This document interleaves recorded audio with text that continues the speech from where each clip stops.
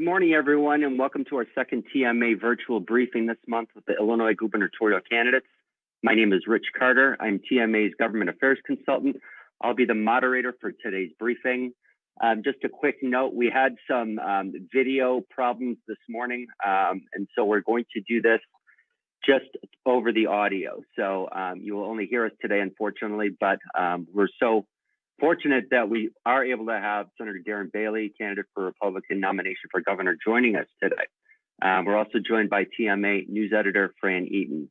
Good morning, Fran and Senator Bailey. Good morning. It's an honor to be here with you. Good morning.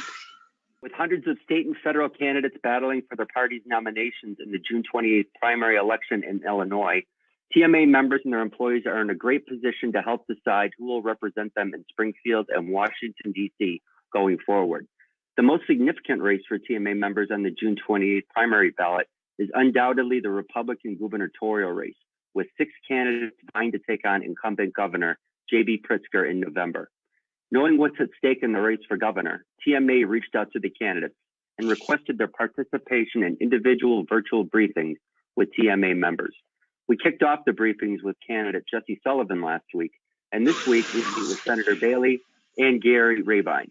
We're going to spend the next half hour having a conversation with Senator Bailey to learn his background, why he's running for governor, and how he can help TMA members thrive and create good-paying jobs for the people of Illinois.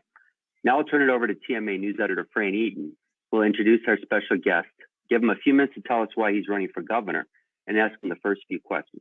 Fran? Good morning, everybody. Thank you so much for your patience. We're getting started here with Senator Darren Bailey. He is currently an Illinois state senator. He was before that an Illinois state representative. Before that, he was a school board member, and he is a longtime businessman in Southern Illinois on a huge family farm. So I'm going to just turn it over to you right away, Senator Bailey, to tell us just a little bit more about yourself and why you're running for governor, please. Well, thank you so much for this opportunity. And as you suggested, I farmed all of my life in Southeast Illinois. We farmed 12,000 acres. I have several employees. I started a trucking company. I started an excavating business. My wife, Cindy, spent the first of our married life in retail business with a flower and gift store in Louisville. So we've been very passionate about hard work and building the dream here for Illinois. Cindy and I have been married for 35 years. We have 4 children. We have 11 grandchildren. Spent 17 years on the North Place School Board. The last 12 of those as board president.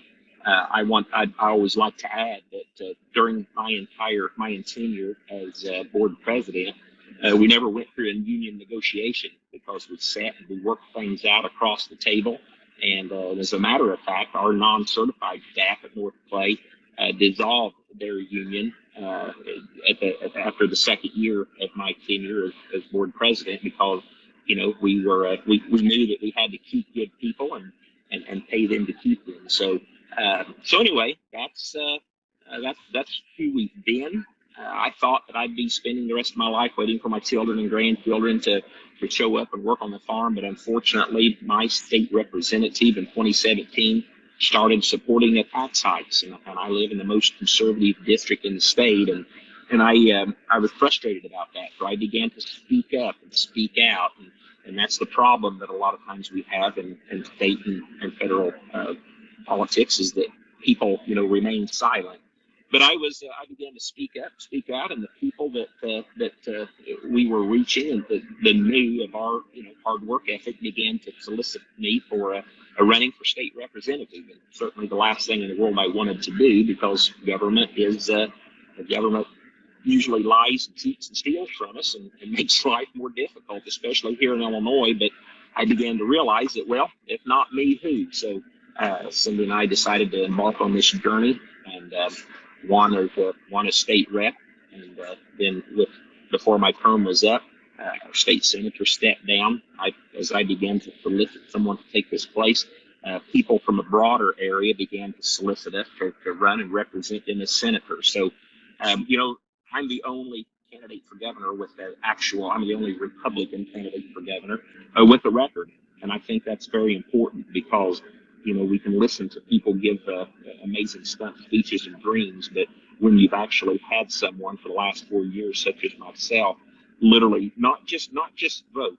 I can sit here and say that I voted against all bad business bills, but no, I took action. I built the movement. I stood up. I pushed back hard, even when Republicans were joining in these bad, terrible bills for business. So I just ask you to be sure to do your homework and make sure that we've got to do something different this time in Illinois, because if we do what we've always done and elect the person that sounds the best, I'm afraid that we're going to be in terrible trouble.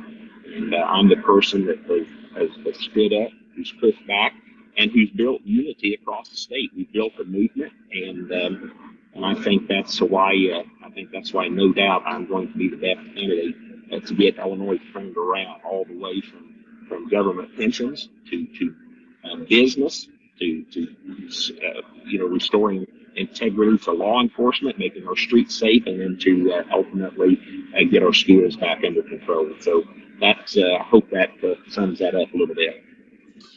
Thank you, Senator. Just a little bit of a background. You are actually on a bus right now traveling, correct? That I am. We have kicked off. Today is the first day of a 2-week tour where we're going to hit every county. We're making 8 to 10 stops a day. And that's ever since I sued Governor Pritzker and won in May of 2020. That's the movement. We've been invited to these communities, and especially up in the Chicago area, reopen business, reopen schools, reopen churches. So that's where the movement really began. That's where we began to realize, I think Governor Pritzker is vulnerable. I think he's going to be able to be replaced. We're going to be able to fire him. And so Cindy and I, back in late 2020, began soliciting other people to run for governor. I've terminated myself 15 years as a representative and as a senator, and I've only served 2 years of each. But I began to realize that strong candidate that I would be willing to have the back didn't exist, because when we began to have conversations with these people, we just heard too much compromise, and we got to go along to get along, and that's exactly what has caused the devastation of our economy and is allowing the problems that we have here. So, looking on the specifics on manufacturing in Illinois, we are concerned about the numbers that are there shrinking, while the neighboring states are getting larger in the amount of manufacturing. And it's very concerning to us. What would a Bailey administration do to help grow and maintain and grow manufacturing in Illinois? So that's what I've been dealing with for the last 4 years as a elected official.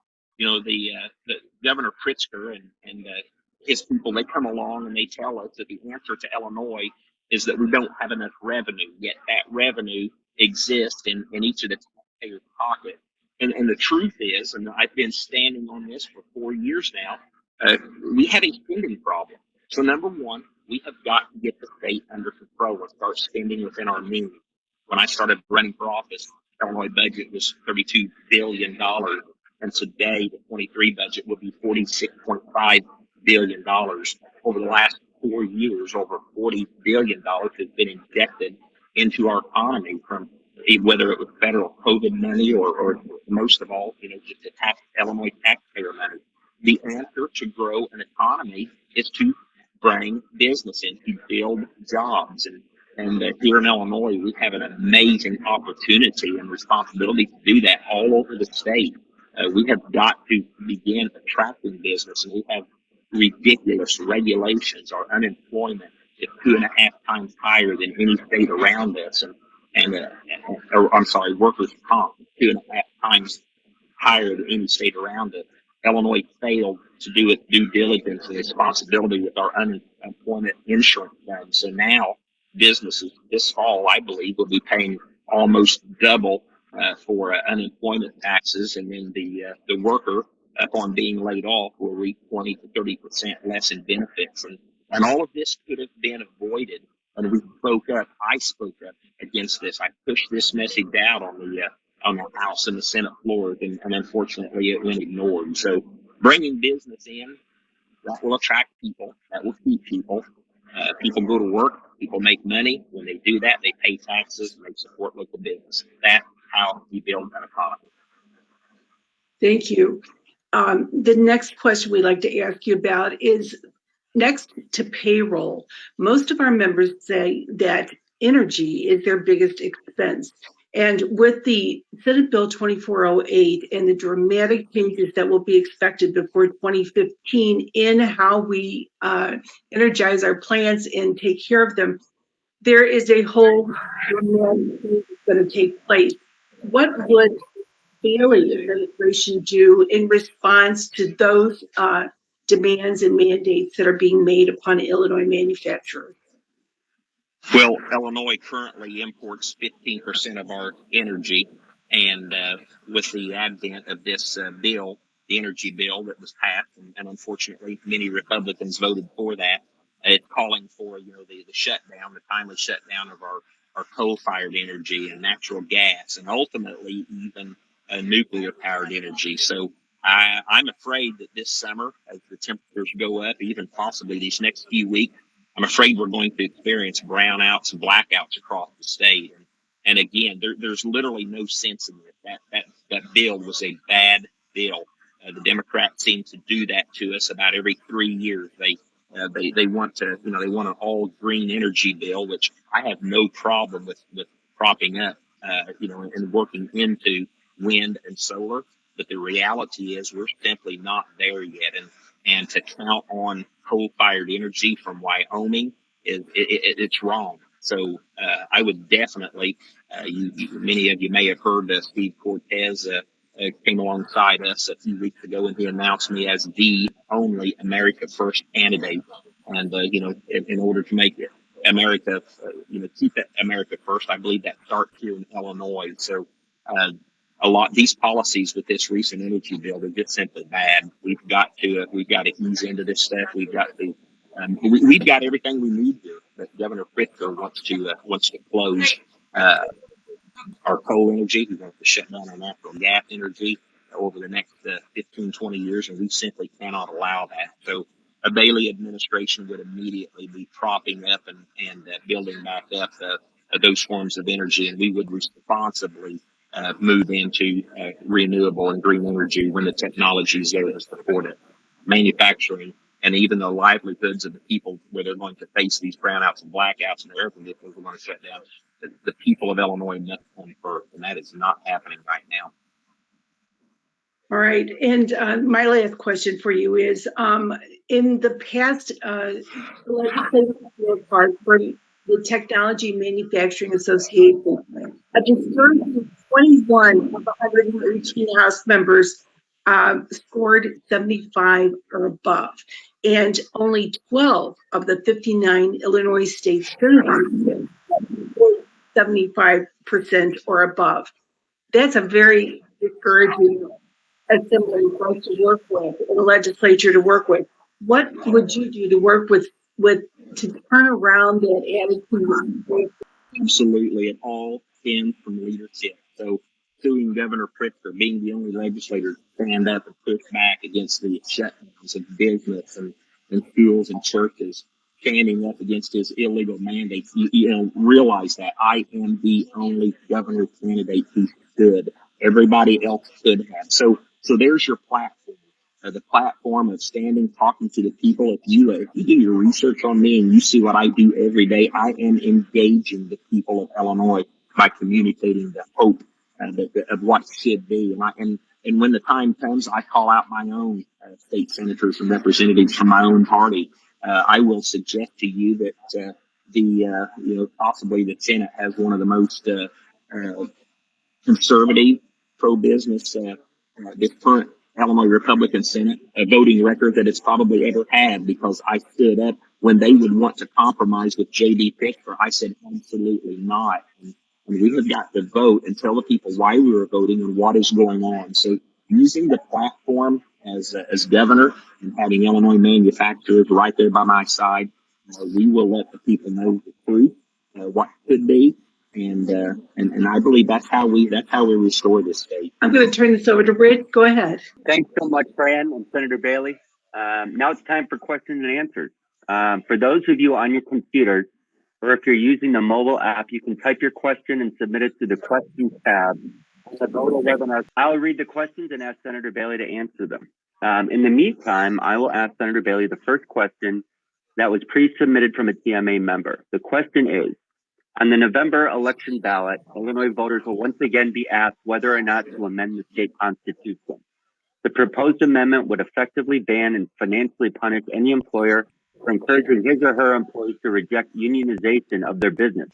No minimal requirements for business size or number of employees involved. Free market experts suggest the effort would require non-union TMA members to restructure their companies to include third-party negotiators. Senator Bailey, how will you be voting on the ballot question in November, and why have you chosen to vote that way? Senator? So I've already voted no against it. I've spoke out against it. I will continue to speak out. I will raise the alarm. That is a bad bill. That will destroy small business in the state of Illinois. There is absolutely no need for this. It's a power grab from the union. We simply don't need this.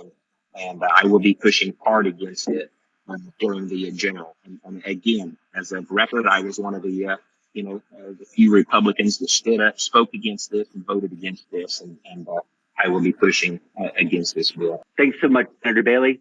And unfortunately, we do have a hard stop at 8:30. I apologize again for the technical difficulties, but Senator Bailey has a very busy day on his bus tour. We don't want to keep him past 8:30. So if this... I'd be willing to come back on. I am sorry we had the technical difficulties. You can text or email me your questions, and I will be more than happy to answer every one of them. So I'll, like I said, if the time or the opportunity came again to come back on and maybe we'd have the video, I would be willing to help figure that out. So I apologize.